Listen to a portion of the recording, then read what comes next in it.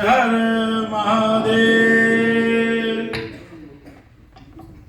स्वामी कैलासानंद गिरि जी महाराज की परम सौभाग्य का बात है कि दिल्ली में पहली बार हमारे परम आदरणीय, परम पूज्य, प्रातः स्मरणीय श्री श्री 108 आचार्य श्री कैलासानंद गिरि जी महाराज के मुखार बिंद से उनके परम आराध्य देव शंकर भगवान जी की शिव महापुराण कथा का आयोजन होने जा रहा है।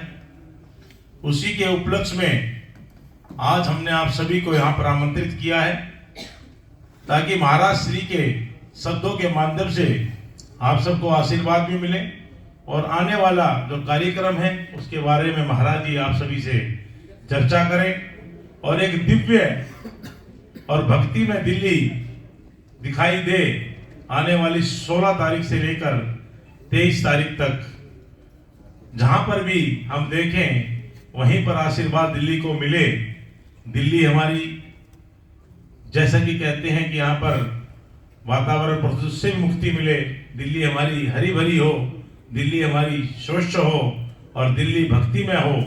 इस परम सौभाग्य को बनाने के लिए, इन काम को पूरा करने के लिए और अपने मुखार बिनते कहते हैं कि शब्दों का एक बड़ा महत्व होता है और जब शब्द इस ब्रह्मांड में घूमते हैं तो सभी इस पूरे ब्रह्मांड को वो शुद्ध करते हैं।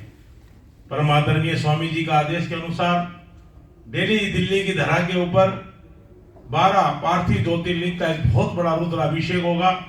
आचार्य महाराज श्री उसमें विराजमान रहेंगे। शंकर जी का आपने सभी ने देखा है कि इन्होंने एक एक ऐसी अनुभूति से, एक ऐसे ऐसे शब्दों से, एक ऐसे ऐसे विवरण से इन्होंने शंकर जी के बारे में बताया है कि आपको कैसे अपने परम दिल के अंदर अपने सौभाग्य को बनाते हुए कि आपके सामने शंकर जी विराजमान है, शिवलिंग के रूप में है, तस्वीर के रूप में है, किसी भी रूप में है या नहीं है। तो महाराज जी ने कहा कि अगर आपने दिल में एक बार संकल्प कर लिया कि आप शंकर भगवान जी को जल अर्पण कर रहे हैं तो जल अर्पण होगा। ऐसे परम पूज्य, ऐसे परम आदरणीय, ऐसे प्राप्त स्मरणीय श्री श्री 1008 श्री कैलासानंद जी गिरि जी महाराज को एक बार हम सभी से कहेंगे जोरदार तालियां बजाकर, जितने हमारे साथी बैठे हैं जोरदार तालियां बजाकर अभिनंदन करें।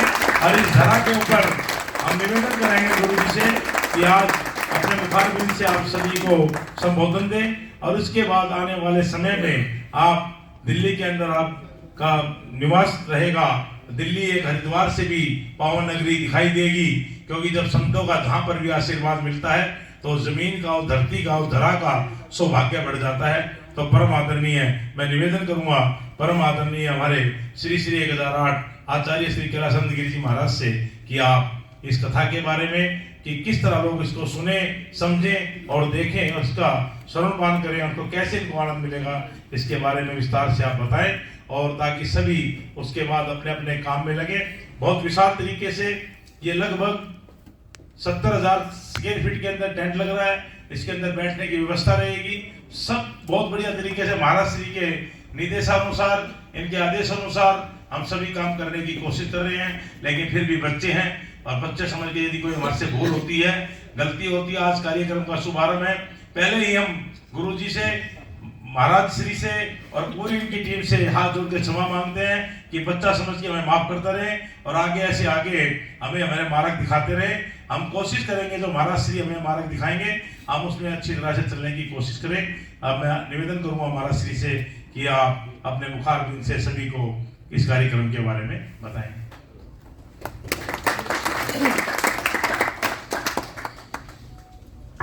गजाननं भूतगणादिसेवितं कपित्थजम्बूफलचारुभक्षणम् उमासुतं शोकविनाशकारकं नमामि विघ्नेश्वरपादपङ्कजम् वक्रतुण्डमहाकाय कोटिसूर्यसमप्रभ निर्विघ्नं कुरु मे देव सर्वकार्येषु सर्वदा। विनायकं गुरुं भानुं ब्रह्मविष्णुमहेश्वरान् सरस्वतीं प्रणम्यादौ सर्वकार्यार्थसिद्धये। बड़ा ही सौभाग्य और हर्ष का विषय है कथा तो इस इंद्रप्रस्थ नगरी दिल्ली में बड़े बड़े महापुरुषों की होती रही है, पर इस कथा का थोड़ा सा स्वरूप अलग होगा। इसलिए अलग होगा कि इस कथा को शास्त्रीय परंपरा के अनुसार, वैदिक परंपरा के अनुसार, शास्त्र की परंपरा के अनुसार की जाएगी। इस कथा में किसी प्रकार का कोई बाह्य आडंबर नहीं होगा। इस कथा में केवल भगवान शिव से आधारित, भगवान शिव पर आधारित और भगवान शिव से संबंधित चरित्र का ही निरूपण किया जाएगा। शिव पुराण पुराणों में सर्वश्रेष्ठ है। शिव पुराण पुराणों में सर्वश्रेष्ठ है।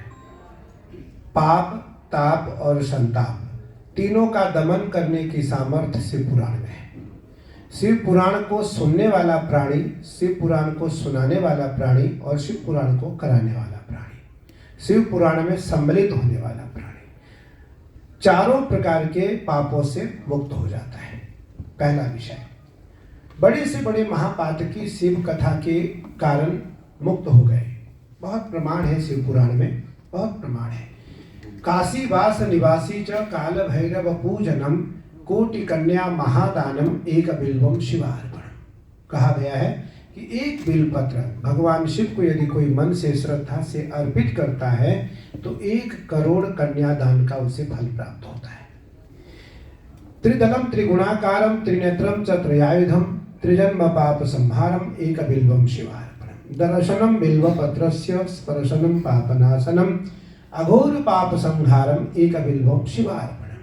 अगर कोई नहीं चढ़ा सकता है तो चढ़े हुए बिलपत्र को देख ले, छू ले या उसको मन से स्पर्श कर ले तो कोटि कन्या, करोड़ कन्या के साथ साथ 3 जन्मों के पापों से वो मुक्ति पा जाता है। मैं बधाई देना चाहूँगा नरेश अरन जी को, मैं बधाई देना चाहूँगा सुरेंद्र रुतेला जी को, मैं बधाई देना चाहूँगा राम दर्शन जी को और इनकी पूरी टीम को। इन्होंने शिव कथा शिव भक्त के मुखारविंद से सुनने का निर्णय लिया। इन्होंने शिव कथा सुनने का भी और सुनाने का भी शिव भक्त के मुख से, मुखारविंद से श्रवण कराने का निर्णय लिया। राम कथा सुंदर करतारी संशय विहंग उड़ावना। राम कथा सभी संशय को दूर करता है। शिव कथा क्या करता है? शिवम भूत्वा शिवम यजेत, वेद का वाक्य है। पहले शिवत्व को समझना पड़ता है। पहले शिव जैसा हमें अपने आचरण को, मन को, बुद्धि को, स्वरूप को धारण करना पड़ता है, फिर हम महादेव को लोगों के बीच में रख सकते हैं। लगभग इस जन्म में, इस काल में मुझे 36 वर्ष हो गए भगवान शिव की साधना करते हैं। 36 वर्ष। लेकिन सारे ग्रंथ को जितने बार आप पढ़ेंगे उतनी नई नई उपलब्धियां, नए नए ज्ञान आपको प्राप्त होंगे। गीता का एक वाक्य है, गीता सुगीता कर्तव्याः किमन्ये शास्त्र विस्तरे या स्वयं पद्मनाभस्य मुख पद्माद् विनिश्रिताः। भगवान श्री कृष्ण कहते हैं गीता गीता गीता गीता गीता गीता गीता गीता गीता गीता।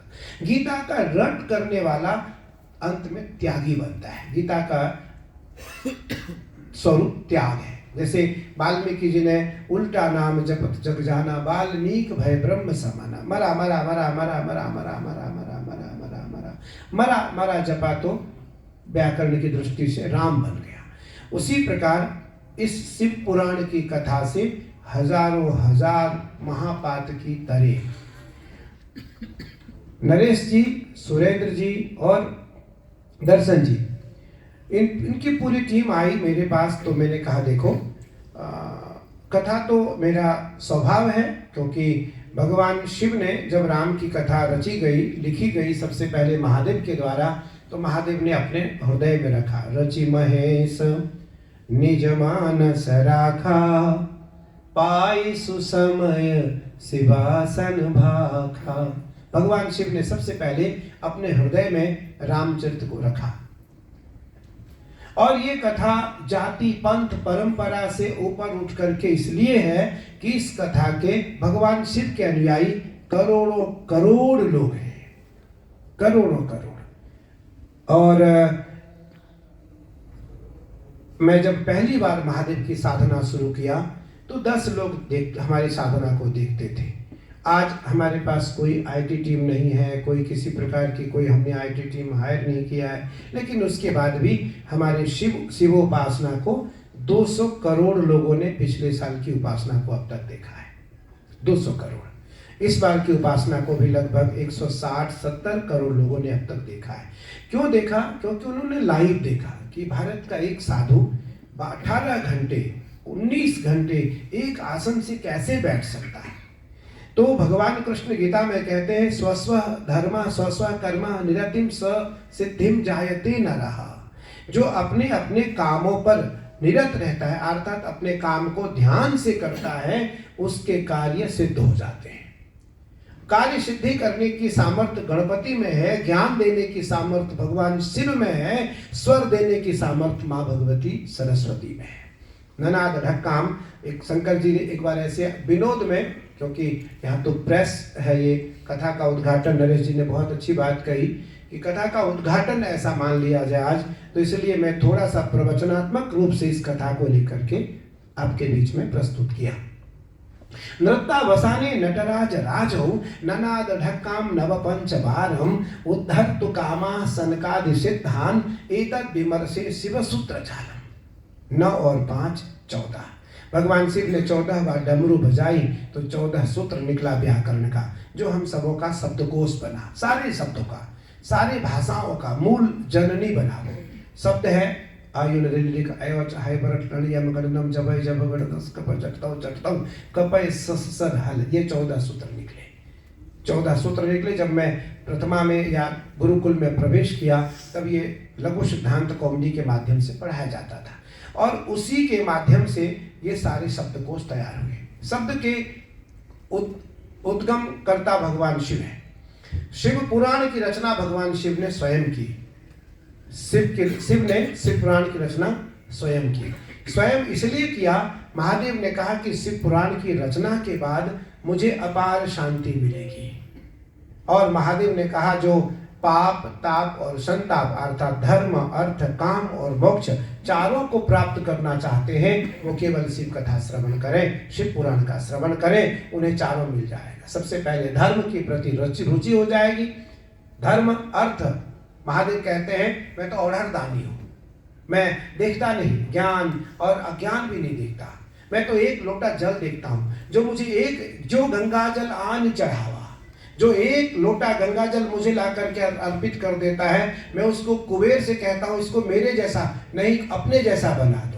तो कुबेर को मैं अनुमति देता हूँ, कुबेर को आज्ञा देता हूँ, मेरे मित्र हैं वो, कुबेर भगवान शिव के सखा हैं। तो कुबेर से भगवान कहते हैं इसको अपने जैसा कुबेरपति बना दो, धनपति बना दो। तो भगवान कहते हैं मैं तो ज्ञान देखता नहीं, लेकिन कथा में ज्ञान की आवश्यकता है, कथा में ज्ञान की आवश्यकता है। नरेश जी ने कहा कथा में ज्ञान की आवश्यकता है, कथा में भक्ति की आवश्यकता है, कथा में श्रद्धा की आवश्यकता है, कथा में समर्पण की आवश्यकता है, कथा में विश्वास की आवश्यकता है, कथा में एकाग्रता की आवश्यकता है, कथा में निर्मलता की आवश्यकता है। कथा करने वाला भी और कथा सुनने वाला भी क्रोधी ना हो।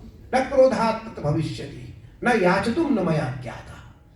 इसलिए भक्ता को कैसे होना चाहिए? बैरागी निश्लः कुशलः, बैरागी कुशल हो, कथा काल बैरागी हो, निष्प्रही हो, दृष्टांत कुशलो धीरः वक्ता कार्योते निष्प्रह, अर्थात वक्ता दृष्टांत देने में कुशल हो।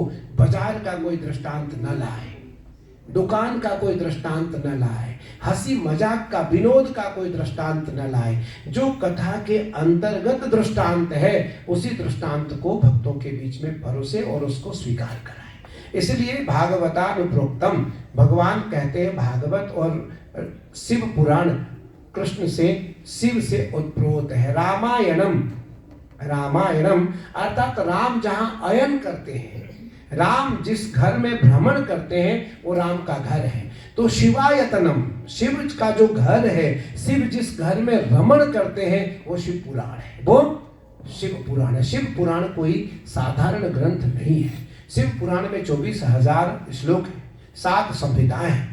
24,000 श्लोक है शिव पुराण में, 7 संहिताएं हैं। ध्याये नित्यम महेशम रजत विनिभम चारु चंद्रावतंसम रत्नाकल्पो। देखो मैं तो भक्त हूँ, तो मैं तो भक्त की दृष्टि से पढ़ता हूँ। मैं तो किसी को सुनाने की दृष्टि से नहीं पढ़ता, मैं तो भक्त की दृष्टि से पढ़ता हूँ। मैं जब पढ़ता हूँ तो मेरी आंखें बंद रहती है, बाकी लोगों की आंखें खुली रहती है। मेरी आंखें बंद रहती, बंद इसलिए रहती है कि मैं पढ़ते हुए अपने आराध्य को देखता रहता हूँ, मैं उसका अर्थ भी करता रहता हूँ और अपने आराध्य को अंतःकरण से देखता भी रहता हूँ। तो ध्याय नित्यम महेशम रजत गिरिनिभम चारु चंद्रावतंसम रत्नाकल्पो ज्वलांगम परशुमृगवराभीति हस्तम प्रसन्नम पद्मासीनम समन्तास्तुतमर्गणैर्व्याघ्र कृतिम वसानम विश्वाद्यम विश्ववंद्यम निखिल भयहरम पंचवक्त्रम त्रिनेत्रम। हे महादेव, आप तो पंचवक्त्र हो, त्रिनेत्रधारी हो। जब शिव तीसर नयन उगारा चितवत काम भय ही जली छारा।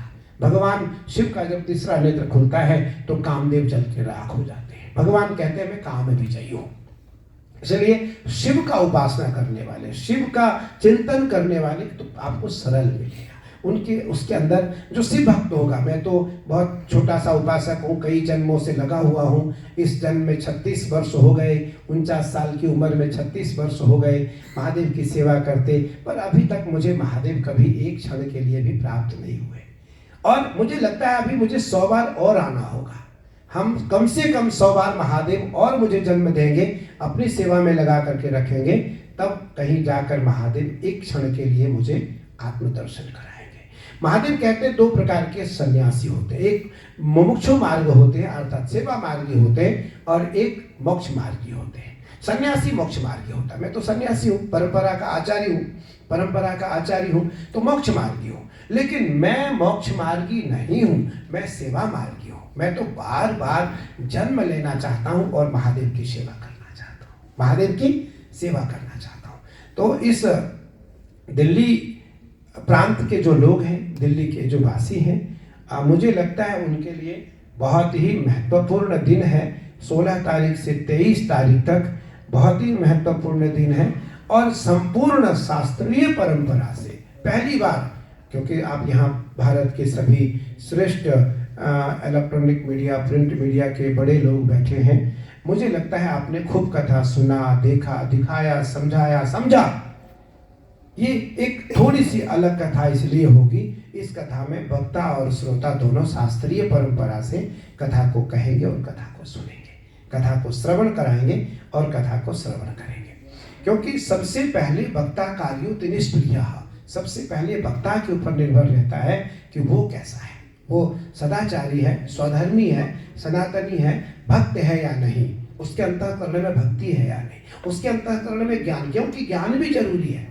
अगर मुझे भाषण देना हो तो मुझे लगता है बहुत ज्ञान की आवश्यकता नहीं, लिख लेंगे, कोई लिख करके दे देगा, हम पढ़ के सुना देंगे, माइक पकड़ करके हम स्पीच कर देंगे 2 मिनट। लेकिन यदि कथा करनी है, 24,000 श्लोकों का वाचन करना है, तो 24,000 श्लोक कम से कम 5-10 बार तो पढ़ना ही पड़ेगा। 5-10 बार हमें उस पुस्तक को, लगभग 7,000 के आसपास पन्ने हैं शिव पुराण में।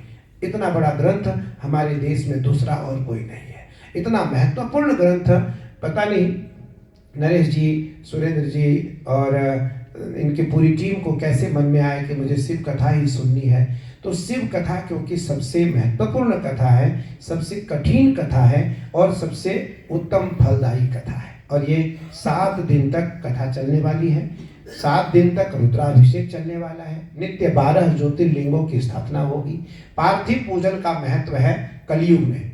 सतयुग में स्वर्ण का लिंग था, स्वर्ण और धातु का लिंग था, मणि रत्नों का लिंग था। फिर द्वापर आया, द्वापर में स्वर्ण के लिंगों का और अन्य जो विशेष लिंग है उनका वर्णन आया। फिर द्वापर में, त्रेता में, फिर द्वापर में जो है वो मणि और स्फटिक के लिंग का वर्णन आया और कलयुग में केवल पार्थिव पूजन शिवलिंग का वर्णन आया। तो ये 12 ज्योतिर्लिंग की नित्य स्थापना होगी, 12 ज्योतिर्लिंगों का नित्य अभिषेक होगा, 12 ज्योतिर्लिंगों का नित्य पूजन होगा। 12 ज्योतिर्लिंगों पर दिल्ली के और देश के जो प्रमुख जन हैं वो भी, जो सामान्य जन हैं वो भी नरेश जी और इनकी टीम के द्वारा जो निर्धारित होंगे वो अभिषेक पर बैठेंगे और विधि सम्मत अभिषेक करेंगे। जो एक बार अभिषेक कर लेगा उसके जीवन के बहुत सारे जो कार्य हैं वो भी पूरे हो जाएंगे और अंतःकरण में उसको धर्म अर्थ काम और मोक्ष की प्राप्ति भी होगी। इसलिए मुझे लगता है इससे पौराणिक कथा के पूर्व संध्या पर प्रेस करना आवश्यक इसलिए था क्योंकि प्रेस के माध्यम से ही संदेश घर घर तक जाएगा, घर घर तक जाएगा और वो पहुंचाने का कार्य आप करेंगे। तो निसंदेह जो पुण्य बाद में श्रोता को वक्ता को मिलेगा वो पुण्य पहले आपको प्राप्त होने जा रहा है, पहले आपको प्राप्त होने जा रहा है। मैं उस समय 7-8 दिन तो यहाँ रहूँगा ही रहूँगा, लेकिन मैं इस कार्य के लिए मैं एक दिन के लिए यहाँ आया। हमारे साथ मंच पर हमारे पुत्र, हमारे बहुत प्रिय संगीत सिंह सोम जी हैं, जो मेरे पुत्र हैं, बीजेपी के बड़े राजनेता हैं, बड़े कर्मठ हैं, कर्मयोगी हैं। सुरेंद्र रोतेला जी हमारे शिष्य हैं, हमारे नरेश एरन जी हैं, रामदर्शन जी हैं, इनकी पूरी टीम यहाँ है। मुझे लगता है खूब अभी इन्होंने मुझे कान में कहा कि पूज्य स्वामी जी हमारे रणदीप जी हैं, देश के बड़े उद्योगपति हैं, मेरे बहुत सरल हैं, मेरे बंसल जी हैं, मेरे ट्रस्टी हैं यहाँ देश के, हमारे जो मीडिया सलाहकार सुबोध है। तो ऐसे मेरा मानना है कि इस कथा को लेकर बड़ी उत्सुकता है लोगों में कि पूज्य स्वामी जी के मुखारविंद से कथा सुनने को मिल रहा है। देश के इस पृथ्वी के, मैं अगर कहूँ कि मैं सब महाराज जी द्वारा भूमि पूजन हुआ था तब से लेकर लगातार वहाँ दर्शन होते हैं। जो शिला है वो केदारनाथ से लाई गई थी और उस शिला के दर्शन डेली वहाँ पे 500 से लेकर 1000 आदमी रोज वहाँ दर्शन करता है और उसका फल उनको मिलता है। तो सभी लोग वहाँ मंदिर में आमंत्रित हैं और महादेव का आशीर्वाद लेने के लिए आप आ सकते हैं और दर्शन शुरू है। उत्तराखंड के केदारनाथ से यहाँ का केदारनाथ मंदिर में क्या भिन्नता है, क्या समानता होंगी? महाराज देखिए, केदारनाथ तो धाम